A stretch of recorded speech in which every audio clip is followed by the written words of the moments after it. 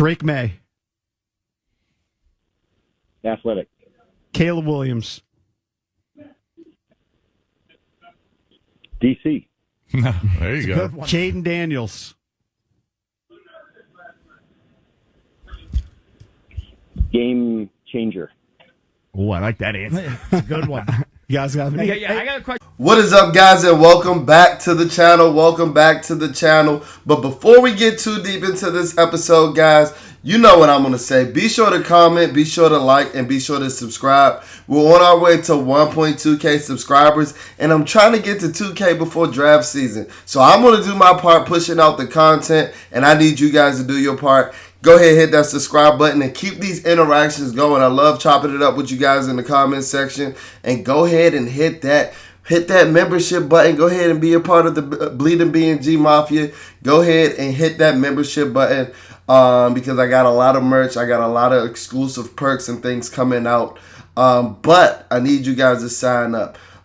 So without further ado, let's get into the video. To give you a timestamp as I do for all of my videos, guys, today is Wednesday, February the 28th, and we're right in the thick of Combine Week. We're right in the thick of Combine Week. A lot of players had their interviews. Washington had their, Combine interview with Caleb Williams today. And we're going to start seeing a lot of the on-field participants and on-field participation starting tomorrow and things of that nature. But what I wanted to do this episode today is because it seems as if maybe, I'm not so sure, did Dan Quinn let us know who's the favorite to be the number 2 pick? And let me fill you in with the clip that you guys heard at the beginning of this video. Dan Quinn had a radio spot at 6:30 in the morning this morning. He's insane. That's something I want about my that's something I love and I want in my head coach, though. Somebody that just lives and breathes football. When I saw that Dan Quinn was doing a live radio spot at 6:30 in the morning, the first thing that I said was, bruv is insane. Bruv is insane. But some gems came out of that interview he did with the Junkie. Shout out to them for getting that interview. And one of the biggest gems that came out of that interview was when the Junkies decided to play a game of word association. I think it was JP Flame who played the game, who started or initiated the game. And he started with some commanders that are on the roster. He started with Terry McLaurin. I think that he said Terry McLaurin was explosive. It was one word, word association for whatever name that the Junkie host gave Dan Quinn. So like I said, I think Terry McLaurin, he said, was explosive. I think Jonathan Allen was dominant. I think Sam Howell was tough. But then he started to get into some of the quarterbacks that are projected to be at the top of the 2024 draft. The big three. Caleb Williams, Drake May, and Jayden Daniels, right? And, when he mentioned those names, I think Drake May was first, and Dan Quinn spewed the term athletic. They asked him about Drake May, and he said athletic. Then they proceeded to ask him about Caleb Williams. He took a couple of seconds, and then he said DC. And then they proceeded to ask him about the current reigning Heisman Trophy winner, Jayden Daniels. And he took another minute, and then he said game changer. He said game changer. Game changer? That's a term that I've been hearing a lot recently, conjoint with the quarterback play. Shout out to Cam Newton. That's the word, and that's the new fad word for the quarterback play. Cam Newton was the one. It's not a new term, but he's the one that popularized it and brought it back relevant again, as he was deeming some guys in the league to be game changers and some guys to be game managers. So when I heard Dan Quinn spew that game changer word for Jayden Daniels, my eyebrows perked up a little bit at 6:45 this morning. That was something that was intriguing. And not only that, but all of the word associations with the quarterbacks were intriguing as well. To be honest, I don't think that he said too much, but he did give us a little bit of an inkling of what he's thinking about these quarterbacks that sit at the top of the draft. So let's go to Drake May, where he said athletic. What do we think that he means with Drake May, with athletic? Drake May is very athletic, but I think that, like I said, I don't want to read too much into it. But, Drake May is athletic. This is a guy that has drawn a lot of Justin Herbert and Josh Allen comparisons. Two guys who are extremely athletic, are extremely big and things of that nature. Pause. That was crazy. And guys that stand tall in the pocket. And they are athletic. But I'll be remiss if I didn't say that when I saw Drake May's film, and some of you guys killed me when I mentioned it on social media, but a lot of 2023 Drake May looked like Will Levis to me. And when Merle Hodge started to spew some of his analysis on Will Levis, where he said that Will Levis was very stiff. Drake May, where Merle Hodge started to talk about some of his analysis on Drake May with the Junkies. The Junkies been on fire. They've had some fire interviews lately, getting Merle Hodge on and Dan Quinn on in the same week. But they had Merle Hodge on earlier this week, and Merle Hodge said that Drake May was he was very stiff. He think that he was more so stiff than athletic. Well, guess what? That's something that we've been saying over here for a while at Bleeding B&G. And a lot of Drake May's film does remind me of Will Levis. Now, I do think that he's a superior quarterback talent. I do think he has superior arm talent to a guy like Will Levis. But we can't be remiss if we're going to forget that in pre-draft season, exactly 12 months ago, let's get the memory of a down rookie season that he had. But exactly 12 months ago, Will Levis was getting these same Justin Herbert and Josh Allen comparisons. So why am I crazy to say that, Drake May's film screamed a lot of what I saw from Will Levis in the University of Kentucky in 2022? And those guys are athletic. Will Levis is athletic as hell. He ran over Jalen Ramsey like it was nothing this past season. So to hear Dan Quinn say that was interesting, to say the least. Then he said Caleb Williams for Caleb Williams, DC. Now, a lot of you guys might look at that as a nothing burger. And you guys know, if you follow me on social media, or if you're following this channel, Caleb Williams is my favorite. I said that Caleb Williams is 1A, there's a gap, and then there's everybody else. Now, that doesn't mean that I don't think that these other guys are talented. I think both of those other guys in Drake May and Jayden Daniels are very talented. But in my personal opinion, Caleb Williams is the generational talent that a lot of people have deemed him to be. I don't know if those other guys are of that ilk or of that, standard, to say the least, but they're very good quarterbacks. So for him to say DC for Caleb Williams, I thought that was interesting because it shows you that Dan Quinn has done his homework. He knows that Caleb Williams, it's not like you have to do a lot of homework, but, he mentioned it on the DC radio, on local radio that, I know Caleb Williams is from DC, being a Gonzaga guy and things of that nature. And if you want to read into it like the Caleb Williams will do, and I don't know how many of it is over in Commander's Twitter. I don't know if there's any Caleb Williams fans over 35 in Commander's Twitter. Let me know. Because if you are, let me know. If you're watching this video and you're a Commanders fan that's over 35, that is an advocate for drafting Caleb Williams, please let me know because you're a unicorn. Because it seems like there's an age demographic that seems to hate Caleb Williams that I'm not really going to touch on too deep into this episode. But for him to mention DC for Caleb Williams, it shows that Dan Quinn does his homework. And is it like, if you want to read into it, if you're a part of the Caleb Williams half like I am, are you like, all right, are we bringing him back to DC? Are we talking about, DC pride, DC over everything? This is the guy that we're going to bring back home to his nation capital? And like I said, that's if you want to read too much in it. But I thought that was an interesting choice of word to say for Caleb Williams. He did rather allude to his elite play, being that, to me, he's the most elite quarterback of these guys. He mentioned DC. So while I don't think that was a nothing burger, to say the least, I think that, there might be a little connection there, especially if you want to read too deep. But the one that really knocked my socks off, that blew me aback, was game changer for Jayden Daniels. And like I mentioned, not more so for Drake May, but he did take long pauses for Caleb Williams and Jayden Daniels. So was it that he didn't want to reveal anything? He didn't want to reveal too much. He didn't want to show his hand. Well, guess what? We've been showing our hand all week. And I'm not mad at it. Adam Peters practically told you yesterday that he needs to find himself a quarterback. Sorry, Howlers. Sorry to the Howl Hive. But, Adam Peters told you basically, we're drafting a quarterback at number 2. Or we're drafting our quarterback with our first round pick. Who knows if it's going to be at 2. It might potentially be at 1. If you listen to us over here at Bleeding B&G. But yeah, he told you that he's looking for a quarterback. Sorry, Sam Howell. Boo-hoo. Let me play my little violin for you.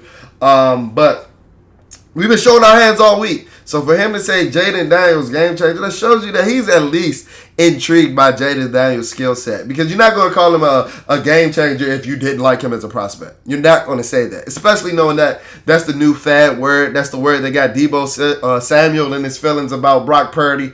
That's the word that got all the 49ers in their feelings about Brock Purdy. That's the word that got Tua Tagovailoa in his feelings with Cam Newton, Dak Prescott, and things of that nature. But if you listen to who he deemed a game changer, talking about Cam Newton's description or Cam Newton definition, he talked about the guys like Lamar Jackson, who Jayden Daniels is steadily compared to. Not really by me, but he talked about a guy like Josh Allen. He talks about a guy like Joe Burrow. So it's not only being special with your arm talent, but being able to beat guys with your legs like most of these guys are capable of doing. Then he mentioned a guy like Aaron Rodgers, who at this ripe age, he's more so of a game changer with just his simply amazing arm talent. But we forget, A-Rod was good for a good scramble every now and then in his younger days, hitting you with a good discount double check.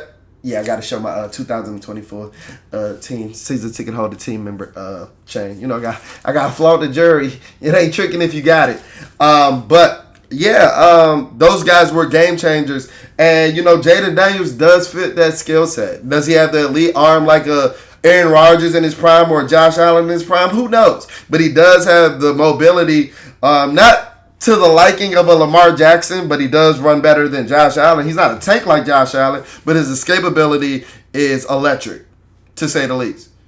Lamar Jackson is the best running quarterback that we've seen in NFL history. So to say that Jayden Daniels isn't that, he's just a shade under, well, okay, he's the second best running quarterback in NFL history. I mean, he's up there with the likes of Justin Fields, you know, prime RG3, Michael Vick, and things of that nature. I don't think that that's too big of a disclaimer or a description to, you know, pigeonhole Jayden Daniels in. But to hear him say game changer, let me know what you guys thought about that word association game. Let me know what you guys thought about all three of the guys.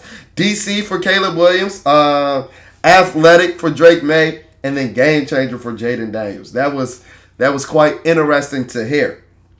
But when you listen to Dan Quinn in his scouting combine presser, his introductory presser at the scouting combine, one of the questions that he was asked was, you know, what does he look for in a quarterback? And it was after Adams Peters' presser where he practically told you that we were looking for a quarterback. So the reporters asked, hey, man, you know, what is it that you look for in a quarterback as a head coach? And he listed a couple of things. He listed mental toughness.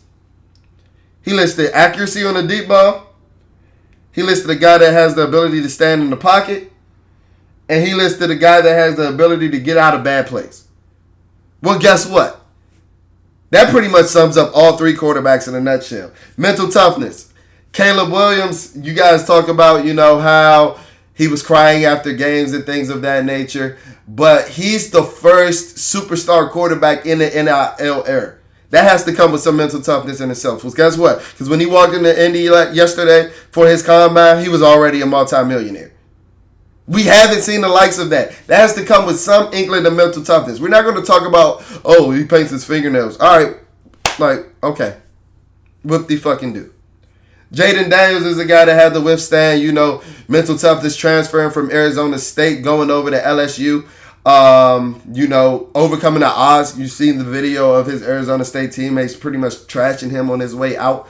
Overcoming the odds and being the best performer in the SEC this year. And then Drake May. You hear a lot of things about Drake May being a gym rat. You saw his interview with Adam Schefter where he was talking about, and he was going over film where he said, like, yeah, the mental capacity and the mental aspect of his game is there. Accuracy on the deep ball. I think that screams Jayden Daniels, who was the best deep ball thrower in the country last year. The numbers prove it. The film test proves it. Now, you can talk about how he played with 2 first-round wide receivers. But guess what? They had to throw accurate. He had to throw the accurate deep ball to get him there. Because guess what? He could be throwing them bitches out of bounds. And all of those weren't wide open throws. Some of his best throws were back shoulder throws where the wide receiver was covered where he threw them open. And by me saying that he was the best deep ball thrower in the nation this past season, in the 2023 season, that isn't hyperbole. Look up the numbers. Men lie, women lie, the numbers don't. And to say that he just simply was doing that, throwing it to wide open guys, that's a fucking false narrative as well. That's a false narrative as well that I won't allow you guys, as my fans over here at Bleeding B&G, my followers, my subscribers, to buy into.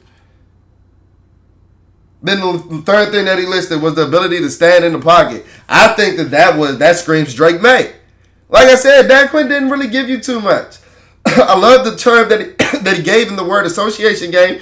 And let's all be honest, in the word association game, Jayden Daniels did get the most raving word association, or the most raving term to associate his name with. But, I mean, when you go down the list of what he's looking for in a quarterback, he's talking about all these guys. Like I said, Drake May, that's one thing that when I watched the All-22 and watched the film, is his ability to stand in the pocket. He looked like a Greek god back there at 6'5", 230 pounds. And that's something that I didn't see as much from Caleb Williams this past season. I told you guys, and you guys think I'm a Caleb Williams stan because, you're biased because, you played in the same youth club with Caleb Williams. Yeah, I did. But guess what? I'm not remiss to admitting Caleb Williams' flaws. I think one of Caleb Williams' biggest issues this year was that he was leaving a clean pocket a lot too soon. Way too soon. He was leaving a clean pocket when he didn't need to. Now, he was getting his brains beat in on a lot of 3-man rushes with 8 men dropping back with no receivers wide open, which a lot of you guys won't mention. But, I mean, he did leave some clean pockets when he had the opportunity to step in and make a throw. But as I said, when there's 8 guys dropping back and the opponent knows that you can fucking beat the offensive lineman with a 3-man rush, there's not going to be many guys open. You're going to have to extend plays. And that's where Caleb Williams' ability to get out of bad plays and extend plays and to perform out of structure, that's where he sets himself apart from everybody. That's where those Patrick Mahomes comparisons come in. Caleb Williams out of structure is generational. Now, you can't play the game out of structure. And I think that Caleb Williams in structure is very good. The way that he's layered the ball in some intermediate routes. He has a beautiful deep ball as well. I think he's the most accurate of the 3 in the intermediate to mid routes. Layering the ball over linebackers, in between safeties and things of that nature. Throwing over the middle. Shit, a lot of you guys, and I'm one of them, know that Drake May damn near never throws to the right side of the field. A la Taylor Heineke. Are we willing to put ourselves through that again? Are we willing to put ourselves through that again? And then Jayden Daniels, who might not have the arm velocity or the arm talent of these guys, but he's the best rusher by far. He's the best rusher by far, and that's something that you look for in today's NFL is that mobility. One thing that I will say about all 3 of these guys is they fit the label of dual threat quarterback. And it's crazy to see that this is what you need in 2024's NFL. I remember the days when being a dual threat quarterback was a knock. You were getting drafted in the 4th, 5th round because they thought you could only make one read and go. They thought you weren't able to process. Now that's something that you need. And that's something that Dan Quinn is clearly looking for. So as I said, he didn't say too much. So let me know, and you guys know where I stand. You guys know where I stand. As I told you, in my rankings, there's Caleb Williams, there's a gap. There's Jayden Daniels, and then there's Drake May. That doesn't mean that I don't like Drake May. He's just the 3rd-ranked quarterback in my prospect rankings. I'm sorry.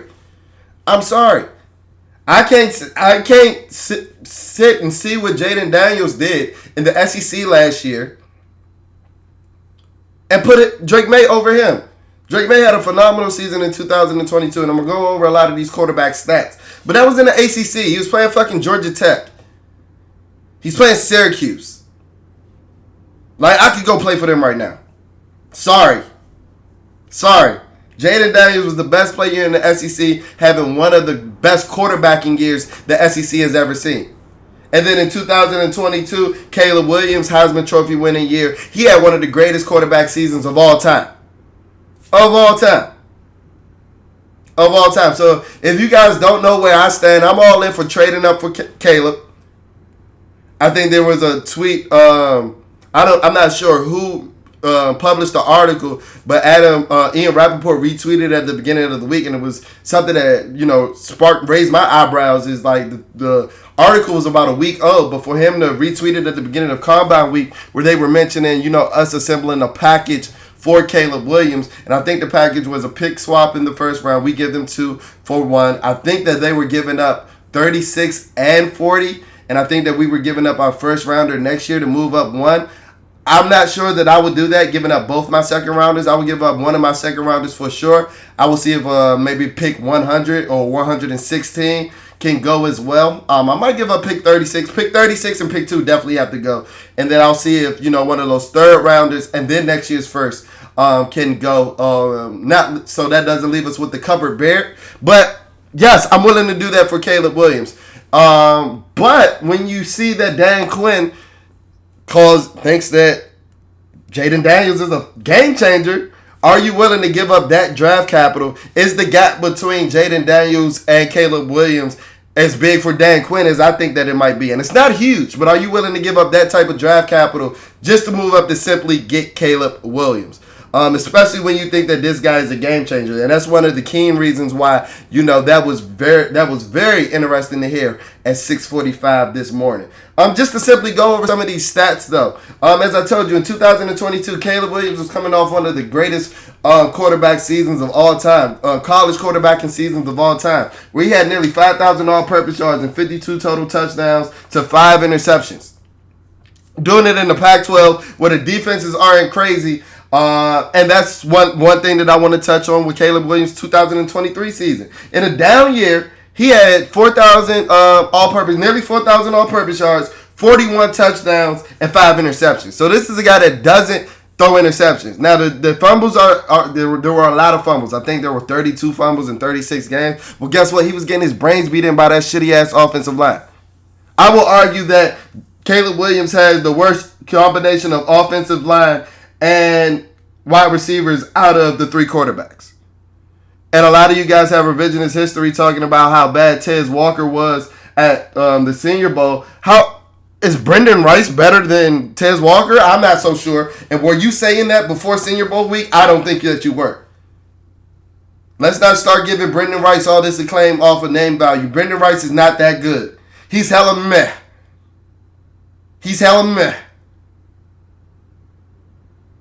And in a down year, Caleb Williams had 41 touchdowns and 5 interceptions. Jayden Daniels, we just saw what he did in the SEC. 5,000 all-purpose yards, 50 total touchdowns, and 4 interceptions. And the reason that I'm saying all-purpose yards, guys, is because in 2024, it don't matter how you get it done. You just got to get it done. It don't matter if it comes throwing or rushing. You just got to get it done. That's why I'm adding total touchdowns in here as well. You just got to get it done. It don't matter to me how you get it done. And it seems that it doesn't matter to Dan Quinn how you get it done as well. And then Drake May had over 5,000 all-purpose yards in the 2022 season with 45 touchdowns and 7 interceptions. So, as I mentioned, Caleb Williams having one of the greatest quarterback seasons of all time. Drake May actually outproduced that as far as yardage go. But one thing that concerns me with Drake May is the red zone production. And where Caleb sets himself apart in the 2022 is 7 more touchdowns with 2 less interceptions. Well, guess what? In 2023, Drake May only had 24 touchdowns to 9 interceptions in a clear regression of a year. Now, he lost some talent as well, but one of the biggest concerns that I have for Drake May is that how do you get worse when your best wide receiver comes? And I know that's one of the questions that they're asking him, and I hope that that's one of the questions that Dan Quinn asks when he begins to make his rounds at the combine. So none of these guys are throwing at the combine. We have to wait for these guys to throw at the combine.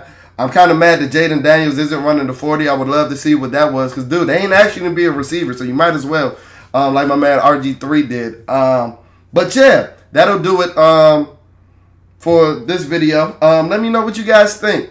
But before you guys get out of here, be sure to hit that subscribe button. Be sure to become a member of the Bleeded B&G Mafia. And I'll check in on you guys later. Let me know, who's your favorite quarterback? Who's your favorite quarterback? You team May, you team Caleb, you team Jayden. What are you willing to give up to move to get Caleb? And what do you think about Dan Quinn's word association game? Do you agree with the terms? Do you think he revealed too much? Do you think that we're reading too much into it over there in Washington Commander Land? But yeah, let me know what you guys think. Thank you guys for tuning into the channel, and I'll check into you guys later. Peace.